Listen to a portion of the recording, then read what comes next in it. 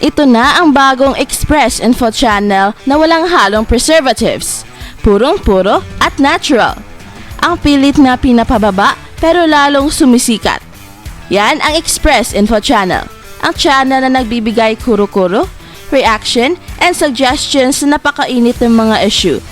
Join in our discussions and be a certified follower. It is not Team Pilipinas para sa FIBA World Cup next year kung walang kay SOTTO, JUN FAJARDO, TAMAYO, and Scotty Thompson. Forget about the coaching crisis dahil wala na tayong magagawa dyan. And as long as walang palakasan sa choices ng players ay okay na rin yan.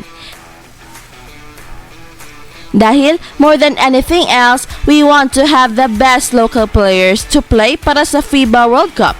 At hindi lang ang mga players na kahanay sa pamumuno ng MVP group. We need the best players and it's very difficult to choose who the best players are. Kaya napilitan tayong humanap ng paraan to choose na walang halong favoritism.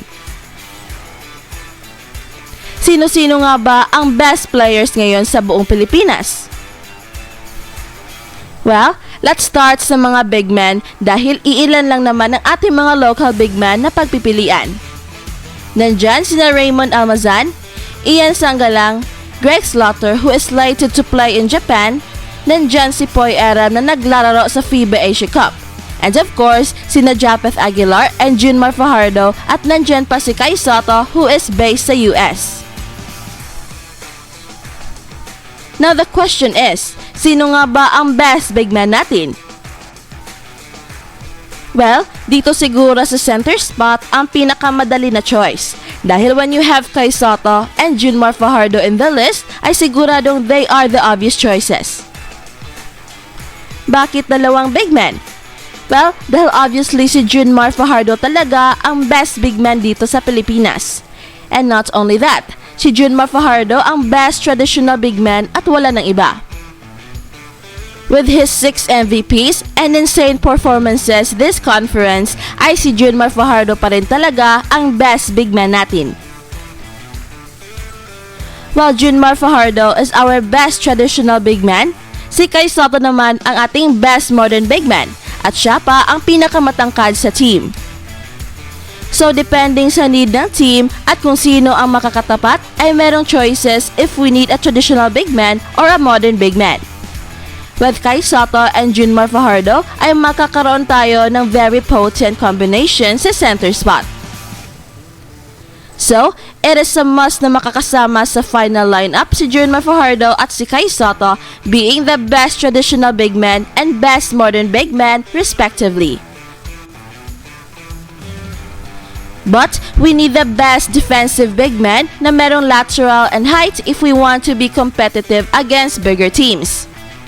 At dyan papasok si Japeth Aguilar who is arguably our best big man in terms of defensive mentality. Si Japeth na talaga at wala nang iba ang ating best defensive big man. And he can also provide scoring if needed, so napaka-importante pa rin ang presence ni Japeth Aguilar.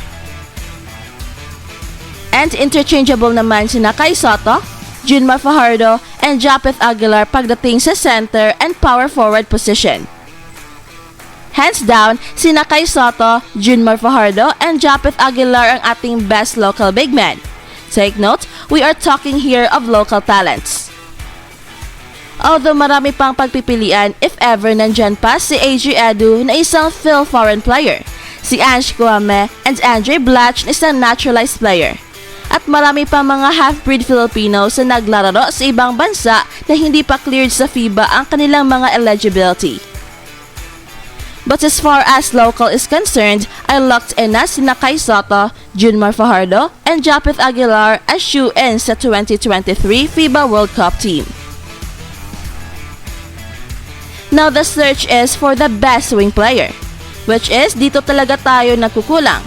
But with the emergence of our young big men na kinonvert na bilang wing players ay siguro maganda na ang ating mga wing players ngayon dahil pasok na sila sa international standards in terms of height.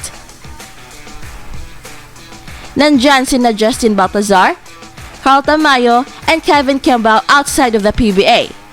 At sina Troy Rosario, Calvin Oftana ng NLEX, and Jamie Malonzo ng Northport who was cleared by FIBA recently, being eligible to play as a local.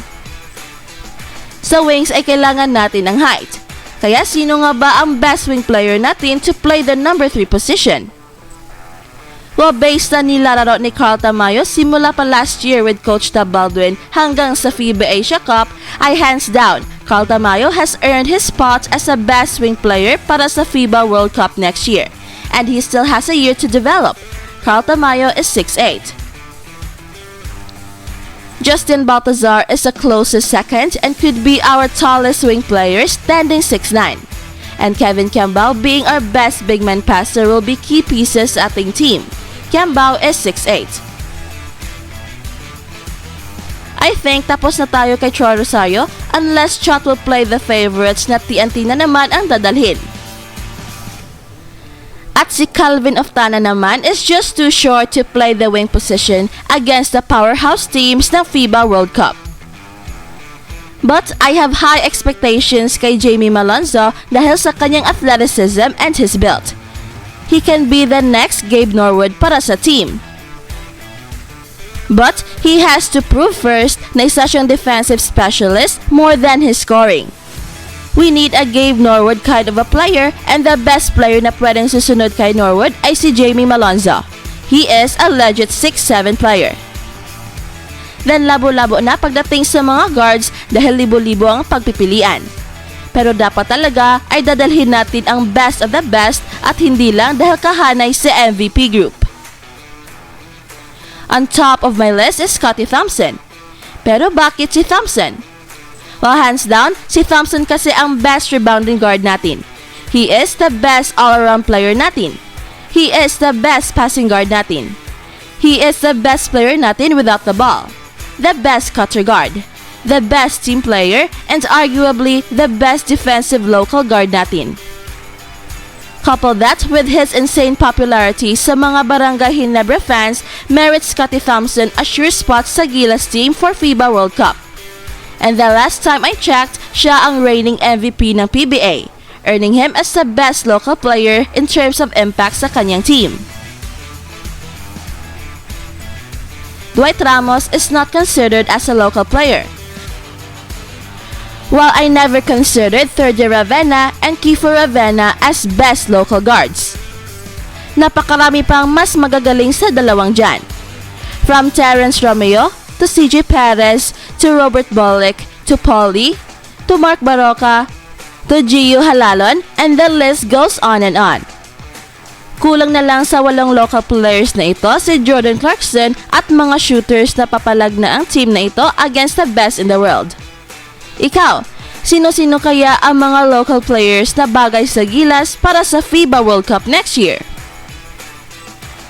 Comment your thoughts below and don't forget to click the like and subscribe button as well as the notification bell to stay updated on our new videos.